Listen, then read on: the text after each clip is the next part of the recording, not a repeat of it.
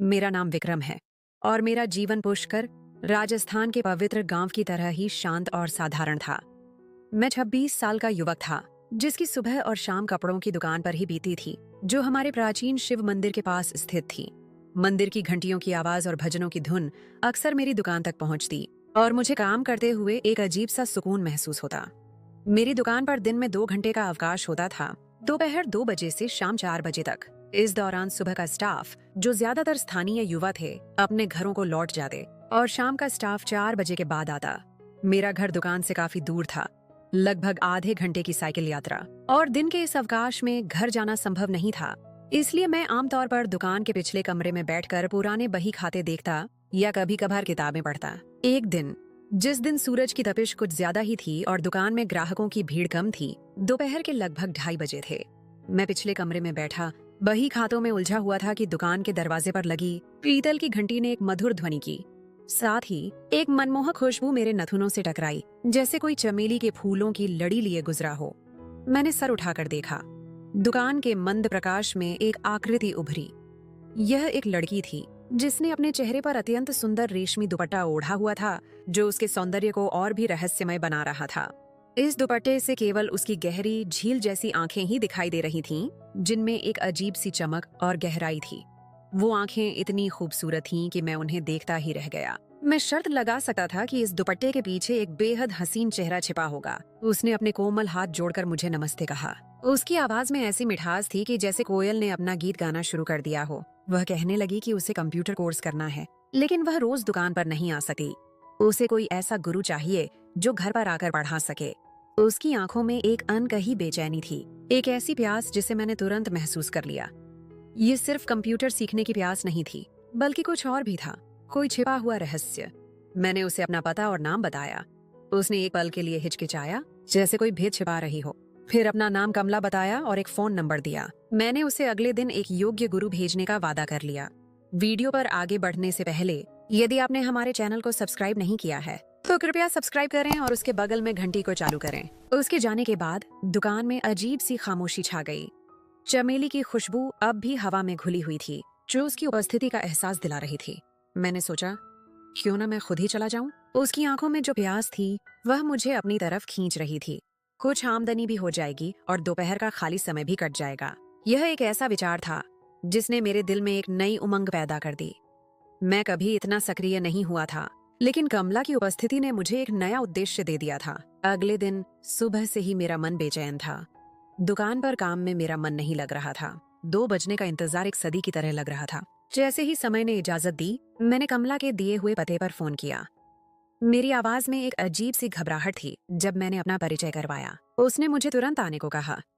मैंने अपनी पुरानी साइकिल निकाली और उसके घर की ओर चल पड़ा। उसका घर मंदिर से ज्यादा दूर नहीं था। एक विशाल आंगन के बीचों बीच एक खूबसूरत लेकिन थोड़ा पुराना मकान था। उसकी दीवारों पर लताएं चढ़ी हुई थीं, जो उसे एक रहस्यमय सौंदर्य प्रदान कर रही थीं। मैंने धीरे से घंटी बजाई। कुछ ही पलों के बाद एक नौकरानी ने दरवाजा खोला, जिसका नाम मीना था।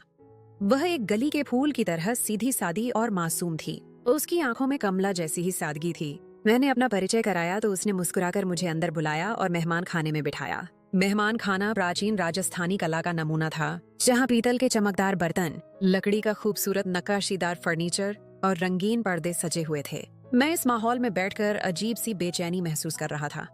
ये कोई आम घर नहीं था, यहाँ की हर चीज एक कहानी सुना रही थी।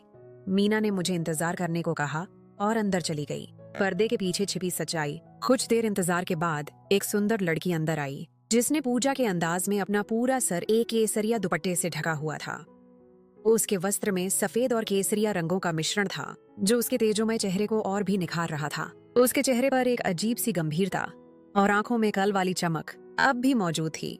वह चौंक कर मुझे देखने लगी और मैं समझ गया कि यह वही कमला है। उसने मुझे नमस्ते कहा और सामने सोफे पर बैठ गई। उसकी आवाज में वही मधुरता थी जो कल मैंने सुनी थी। उसने मीना को आवाज दी और चाय बनाने को कहा। मीना के जाने के बाद कमला ने मुझसे पूछा, गुरुजी, क्या आप खुद मुझे पढ़ाएंगे? उसके सवाल में एक हल्की सी झिझक थी। मैंने कहा, अगर आप मुझसे नहीं पढ़ना चाहती तो मैं किसी और को भेज दूंगा। उसने तुरंत कहा, नहीं, ऐसी कोई बात नहीं है गुरुजी। कल जब आपसे बात हुई थी तो मैं समझी थी कि आप किसी और गुरु को भेजेंगे, लेकिन आप खुद ही आ गए तो बस यूं ही पूछ लिया। उसके चेहरे पर एक हल्की सी शर्मिंदगी उभर कर मिट गई। मैंने कहा, मैं इस समय दिन में खाली रहता हूँ। मेरा घर काफी दूर है, इसलिए मैं वही समय यहीं गुजारता हूँ। अगर आपको यह समय उचित लगता है तो मैं खुद आ जाया करूंगा।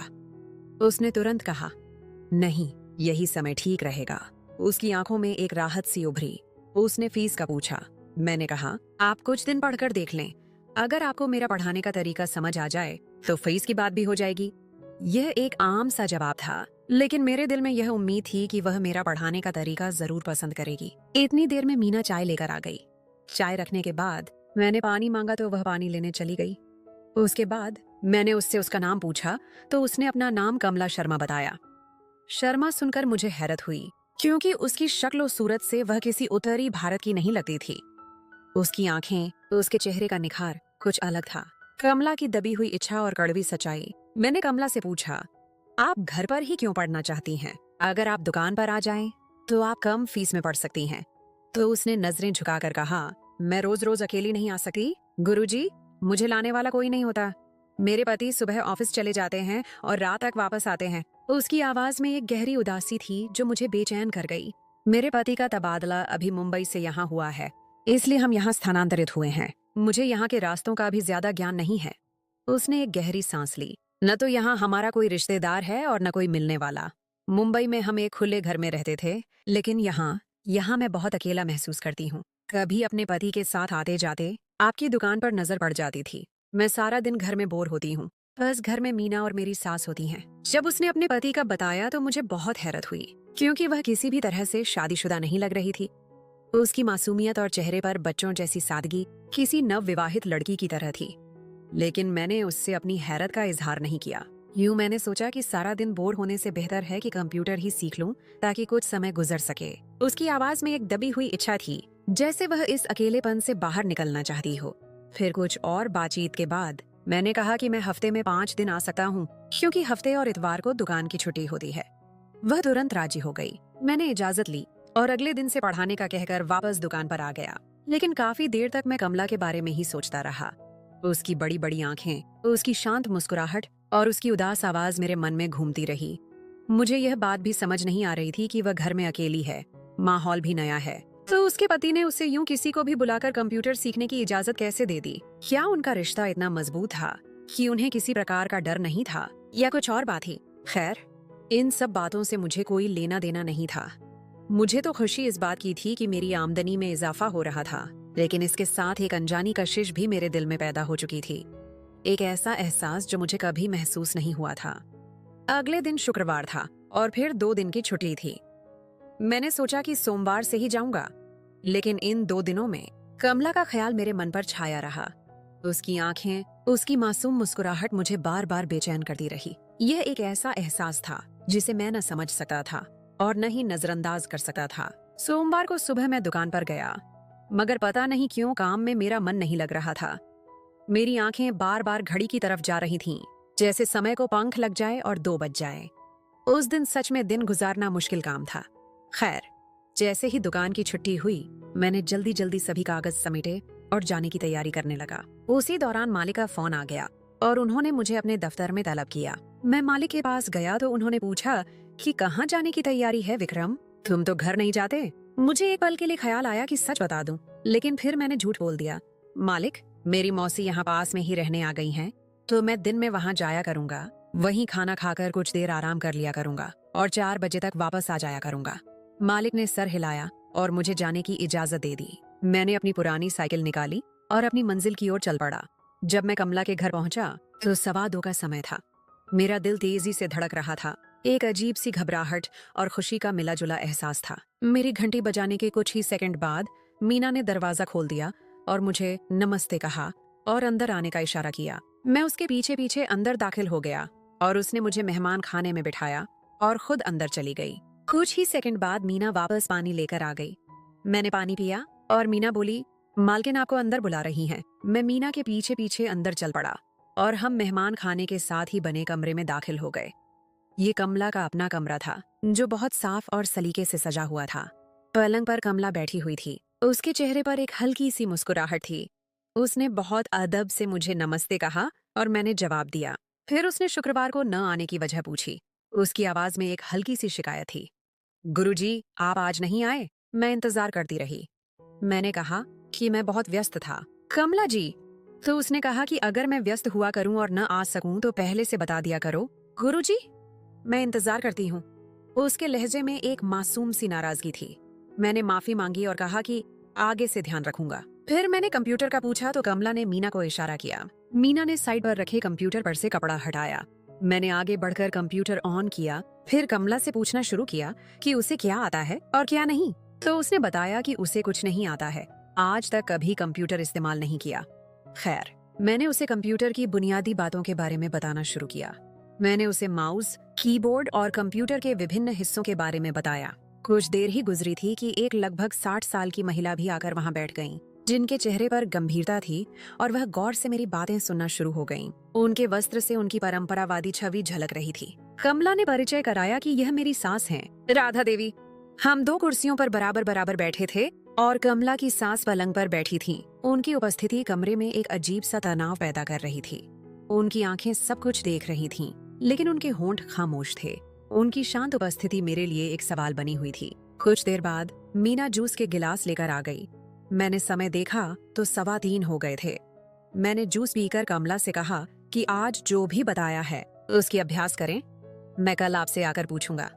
और मैं वहां से वापस दुकान पर आ गया। अगले दिन भी लगभग यही दिनचर्या रही, लेकिन उस दिन जाते जाते कमला ने मुझसे फीस का पूछा, जो मैंने 8,000 रुपये बताए। उसने बिना किसी हिचकिचाहट के 8,000 रुपये अलमारी से निकालकर मेरे हाथ में पकड़ा दिए। उस समय मुझे बहुत खुशी महसूस हुई। यह मेरी जिंदगी की पहली इतनी बड़ी अपनी कमाई हुई रकम थी। मैं वापस दुकान पर आ गया। उसी दिन दुकान से वापसी पर मैं बाजार गया और पूरे 8,000 की खरीदारी कर ली। मैं बहुत खुश था। एक अजीब सी संतुष्टि मेरे अंदर छा चुकी थी। आजकल लगभग 10 दिन इसी दिनचर्या में निकल गए। मैं जब भी वहां जाता तो मीना चाय या जूस लाने चली जाती और कमला की सास राधा देवी आकर हमारे पास बैठ जाती। उनकी शांत निगाहें मुझ पर जमी रहती, जैसे वह मुझे परख रही हों। लेकिन मैंने कभी इस बात पर ज्यादा ध्यान नहीं दिया। एक दिन तो मैंने मजाक में कह भी दिया था कि मैं कमला की ही फीस लूंगा, आपने खाली अपनी बात की थी, आपकी सास तो मुफ्त में पढ़ रही है। इस बात पर कमला बहुत जोर से हंसी।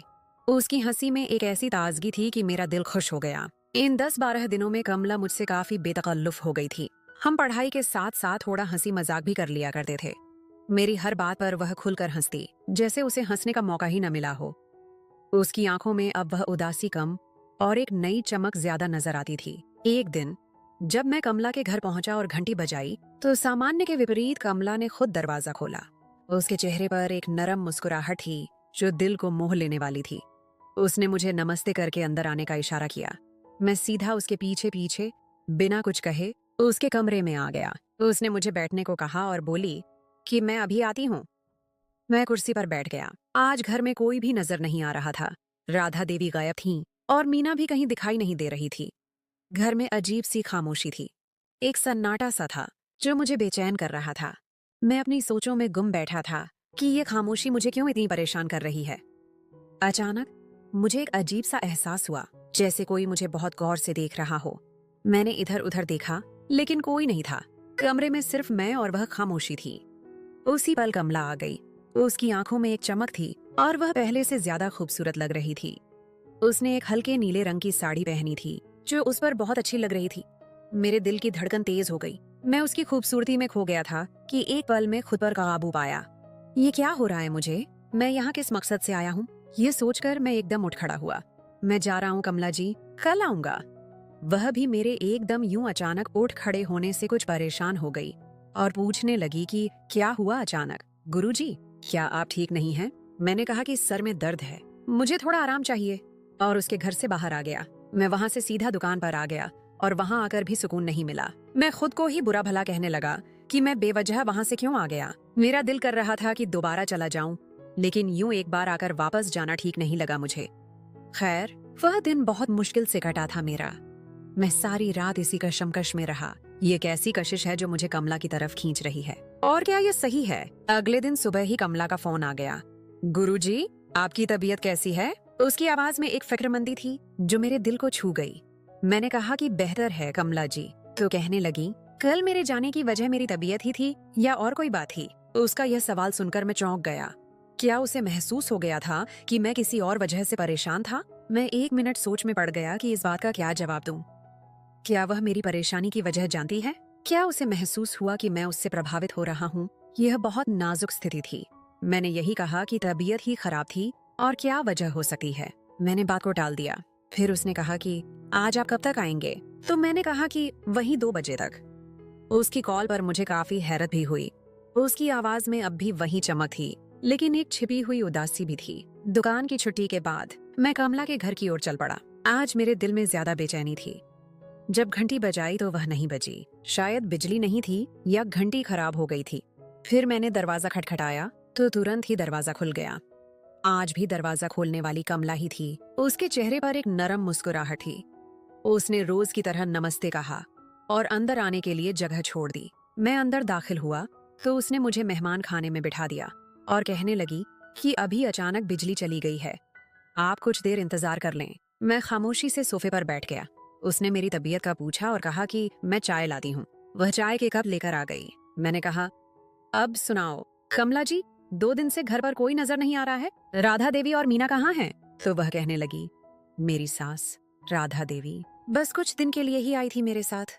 उनका यहाँ मन भी नहीं लगा। वह वापस गांव चली गई और मीना के भाई की शादी है तो वह भी उनके साथ ही गई है कुछ दिन के लिए। उसकी आवाज में गहरी उदासी साफ नजर आ रही थी। अब बस मैं और मेरी तन्हाई है यहाँ। उसने एक लंबी सांस ली। अब आप आ जाते हैं तो अच्छा लगता है। कुछ समय गुजर जाता है आपके साथ। कम से कम कोई इंसान तो मिल जाता है बात करने के लिए। उसकी बातें सुनकर मेरा दिल पसीज गया। मैंने पूछा, अगर आप यहाँ इतना ही परेशान हैं तो मुंबई से आई क्यों? तो वह कहने लगी, मेरी शादी को 2 साल हुए हैं। मेरे पति एक मल्टीनेशनल कंपनी में अच्छी पोस्ट पर हैं, मगर अब वह भी बहुत व्यस्त रहते हैं। सुबह जाते हैं और रात को आते हैं और आकर भी दफ्तर का काम लेकर बैठ जाते हैं।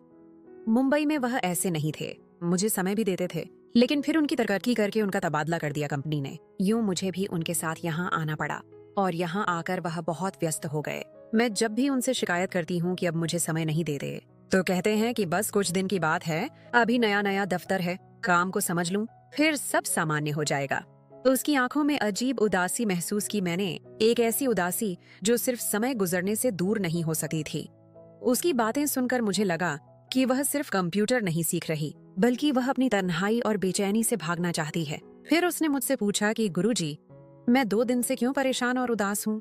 कहीं किसी लड़की का चक्कर तो नहीं है? मैं उसकी यह बात सुनकर बहुत जोर से हंसा। उसने मेरे दिल की बात कह दी थी, लेकिन मैं उसे कैसे बता सकता था कि मैं किसके बारे में परेशान हूँ? ये हंसी मेरे दर्द को छिपाने की एक कोशिश थी। उसकी आंखों में एक सवाल था, एक ऐसी उम्मीद जो मुझसे जुड़ी हुई थी।